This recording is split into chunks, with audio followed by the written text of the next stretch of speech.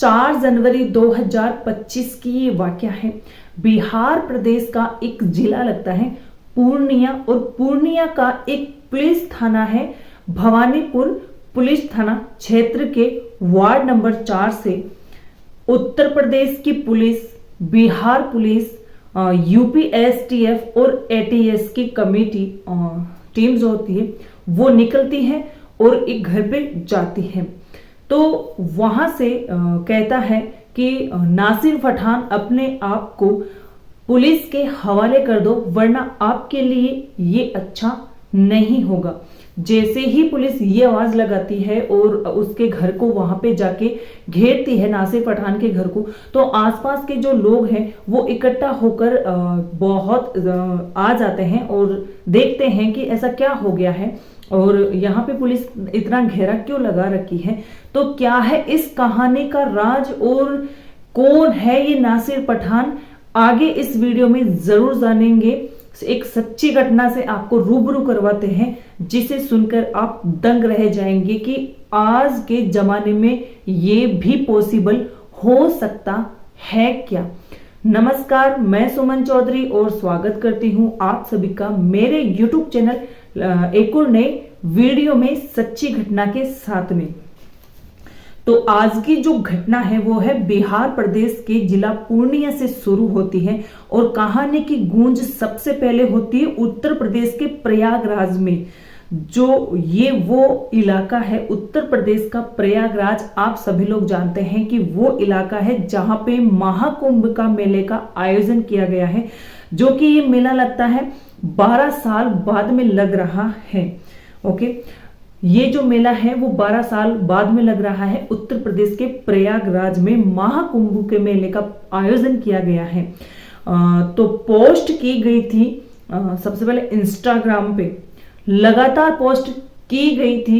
Instagram हो, YouTube हो या फेसबुक हो, तो उस पर लगातार जो पोस्ट की गई थी उसमें लिखा हुआ था नासर कटर मियां के द्वारा इंस्टाग्राम पे मैसेज किया जाता है और मैसेज में कुंभ के मेले को बम से ब्लास्ट करने का उसमें मैसेज किया जाता है कि जो कुंभ का, जो महाकुंभ का जो मेला लगा हुआ है उससे मैं बम से ब्लास्ट करूंगा, जिसमें ज्यादा तो नहीं और कम भी नहीं, कम से कम वह 1000 लोग तो उसमें खत्म हो ही जाएंगे।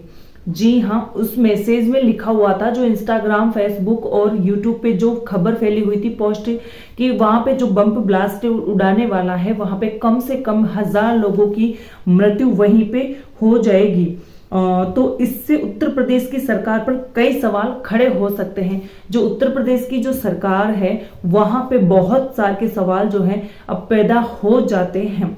क्यों ना हो, जब जिसके इलाके में, जिसके जिले में, वहां पे जिसके जो महाकुंभ का मेला जो प्रयागराज में जो कई दिनों के बाद में आयोजन रखा जाता है वहां पे, तो क्यों ना वहां पे सवाल खड़े हों वहां की सरकार पे। क्योंकि देखिए, ये महाकुंभ का जो मेला इसे क्यों कहा जाता है, क्योंकि ये कई दिनों के लिए वहां पे बिल्कुल एक उसे जिला घोषित कर दिया जाता है उस जगह को। वहां पे हर प्रकार की सुविधाएं होती है, सहायक होता है, पुलिस वाला एक थाना भी बन जाता है, हॉस्पिटल्स भी बन जाते हैं, क्लिनिक भी बन जाते हैं। इतने दिनों के लिए लगता है ये, जो एक प्रकार जिस जिले में जितनी सुविधा होती है रहने की, खाने पीने की, सारे हॉस्पिटल की, आने जाने की, बसों की, तहसीलों की, ऐसे मानिए कि पूरा एक जिला घोषित कर दिया जाता है उसे कुछ दिनों के लिए।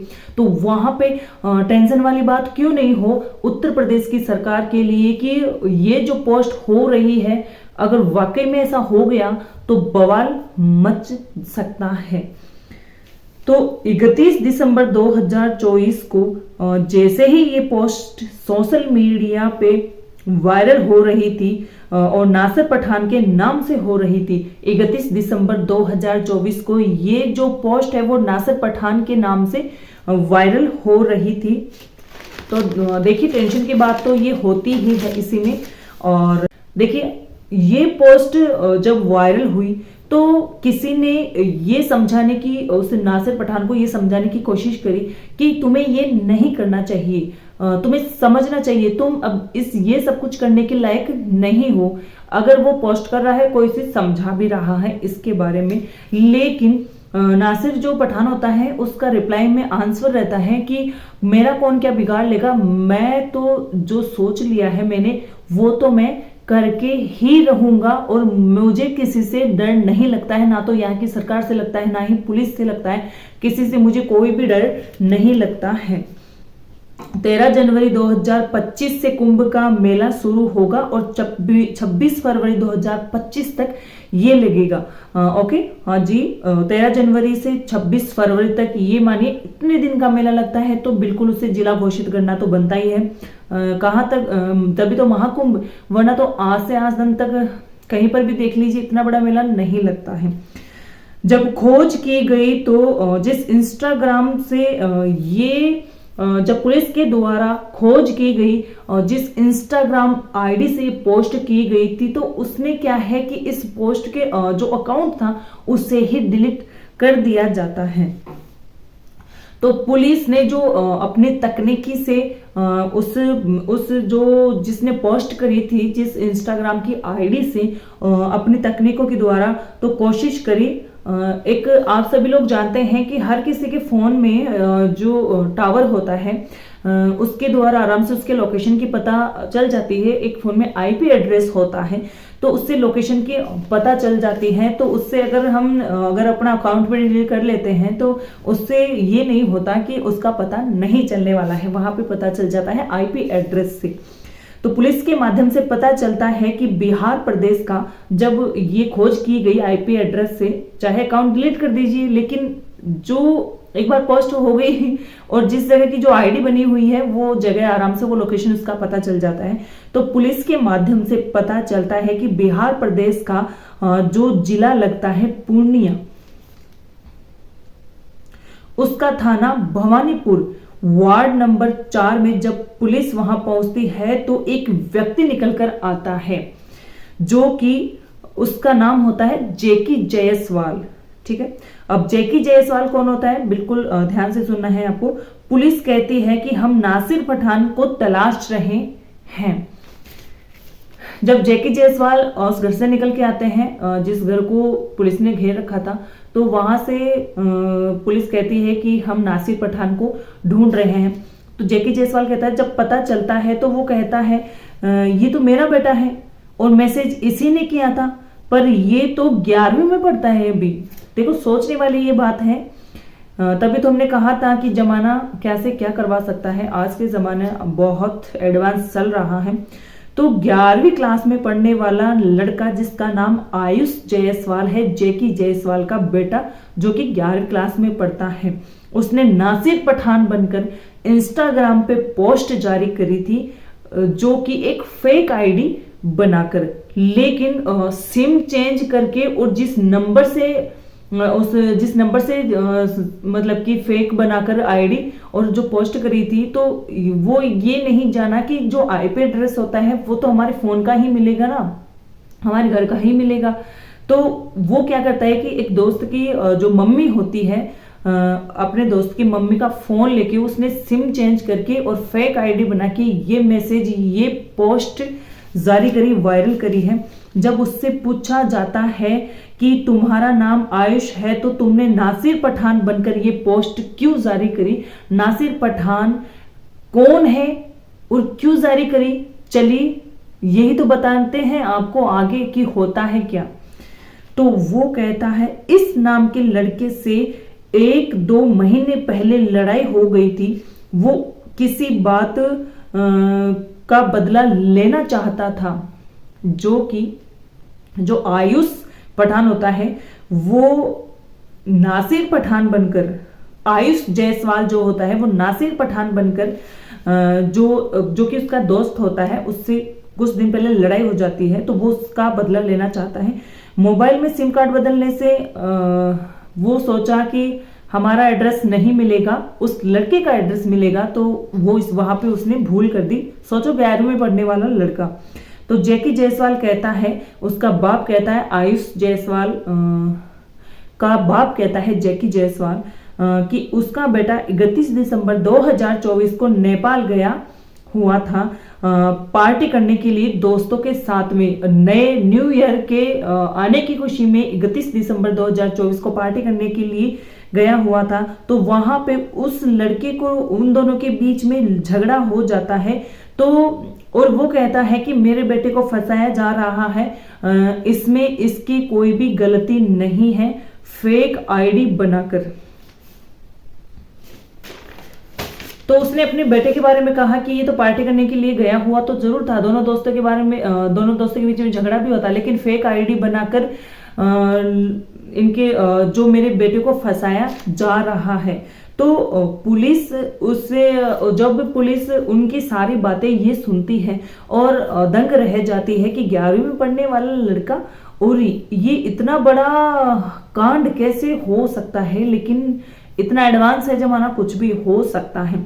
तो पुलिस उसे प्रयागराज लाती है, उत्तर प्रदेश के जो प्रयागराज जो महाकुंभ का मेला लगता है वहां पे वो लेके आती है और उससे पूछती है, जहां पर उससे पूछताछ करती है। अब देखिए, जब जो 18 साल की उम्र से जो कम बच्चे अपराध करते हैं तो उन्हें बाल अपराध में रखा जाता है, जिसे बच्चा जेल भी कहते हैं, उसमें रखा जाता है। ओके, तो पता चलता है कि उसने कहता है कि मेरे बेटे को फंसाया जा रहा है, बेटा मैसेज इसी ने किया था, पर ये तो 11वीं में पढ़ता है। उसका बाप उससे आराम से पुलिस वालों को सारी यहाँ पे चीजें समझा देता है, लेकिन आप लोग सभी जानते हैं कि देखिए 11वीं में पढ़ने वाला लड़का और कुछ भी हो सकता है। तो पुलिस उसे मामले की आगे पड़ताल कर रही है। पुलिस को तो जांच पड़ताल तो करनी ही है कि क्या पता आगे इसका और कोई मकसद तो नहीं है। देखिए, जहां पे जो क्राइम करते हैं बच्चे, उसे बच्चा जेल में रखा जाता है, तो उसके जो पीछे का राज है वो पुलिस आगे जाने की जरूर कि इसके पीछे की इनकी कोई और साजिश तो नहीं है, कहीं ये जो कहानी सुनाई है, कहीं जो हमें बातें बताई हैं वो कहीं झूठी तो नहीं है। खुद हिंदू होते हुए मुस्लिम नाम लेने से ऐसा हड़कंप मच जाता है, तो यहाँ पे टेंशन वाली बात तो ये होती ही है। देखिए, यहाँ पे ये जो सच्ची घटना है इससे रूबरू करवाना बहुत जरूरी होता है लोगों को। इस घटना के माध्यम से किसी को ठेस पहुंचाना या किसी को नुकसान पहुंचाने का मकसद बिल्कुल भी नहीं है। पर देखिए, हमारा देश ये हमारा है और बिल्कुल इसमें ऐसे कांड नहीं होने चाहिए। फालतू में इतना बड़ा कांड और इतना सा बच्चा और इतना बड़ा कांड करने में जो पोस्ट जारी करी थी, सब लोगों के लिए टेंशन की बात तो होती ही है। सोचो, अभी से इसके जब मन में ऐसे ख्याल चल रहे हैं तो आगे चलकर ये और क्या कर सकता है और इसके पीछे की साजिश क्या हो सकती है। अभी पुलिस इसकी जांच पड़ताल में है। जब तक ये मेला लगेगा तब तक के लिए 26 फरवरी तक बहुत टेंशन वाली बात है। तो वहां की पुलिस और सरकार को बिल्कुल सतर्क रहना है कि कितनी उस बच्चे की बातों में सच्चाई है और कितना वो फेक है। तो देखिए, सच्ची घटना से रूबरू करवाना बहुत ही ज्यादा जरूरी है। जागरूक रहिए और बिल्कुल एक दूसरे पे कॉन्फिडेंस भी रखना बहुत ज्यादा जरूरी होता है। तो चलिए, इस वीडियो के माध्यम से हमने आपको बताया है कि ये जो ब्लास्ट से 1000 लोगों को जो मारने का जो प्लान था वो किसका था और उसके पीछे का मकसद क्या था, वो फेक आईडी थी क्या नहीं थी, हमने आपको यहाँ पे बता दिया है। आगे अगर हमें इसके बारे में कुछ सूचना मिलती है तो हम एक वीडियो इसके बारे में और लेके आएंगे। फिलहाल इस वीडियो का हम यहीं पे एंड करते हैं। हंसते रहिए, मुस्कुराते रहिए, अपना और अपने घर परिवार का ध्यान रखिए। जय हिंद, जय भारत।